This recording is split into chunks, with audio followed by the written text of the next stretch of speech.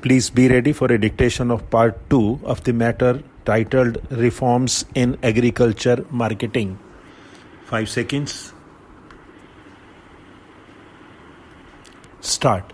Third, choice of timing allowing farmer to store, produce and sell post price discovery. Previously, farmers would have to transport their produce to the mandi, incurring significant transportation costs.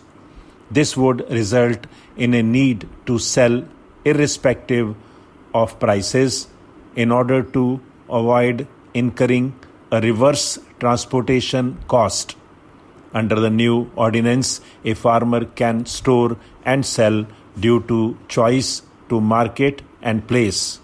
While historically there has been limited investment in infrastructure along the value chain in order to support smooth implementation of the ordinance, the Government of India has announced an agriculture infrastructure fund of rupees 1 lakh crore.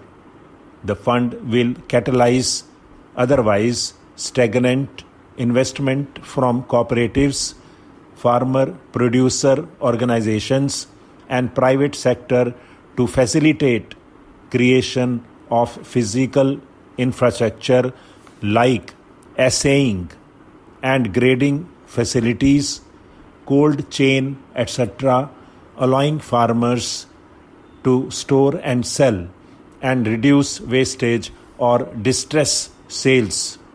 While the first ordinance facilitates better price realization post-harvest, the second ordinance, the Farmers' Empowerment and Protection Agreement on Price Assurance and Farm Services Ordinance 2020, enables market linkages at the sowing stage, thereby limiting both production risk and price risk.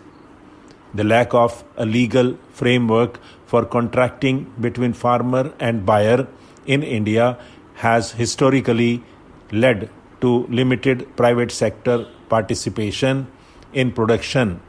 This ordinance provides a uniform framework for private investment in markets without challenging a farmer's ownership rights or right to cultivation, which will provide farmers 3 benefits. First, risk mitigation and greater predictability of income. Farmers will have the option to enter into agreements with buyers before sowing, securing the price for their sale. Further, they may be able to enter into agreements that protect them from harvest losses as well, thereby ensuring against output risk. This provides greater certainty for farmers in scenarios where either the crop output or market prices are highly variable, but enables them to grow risky crops and benefit from the upside.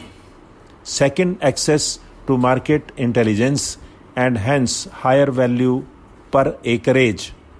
With limited forward linkages, farmers don't have access to consumer demand trends and hence are not able to optimize crop and varietal mix. This ordinance will enable stronger linkage with both domestic and export markets. Third, access to better technology and know-how for farm management and hence higher yield.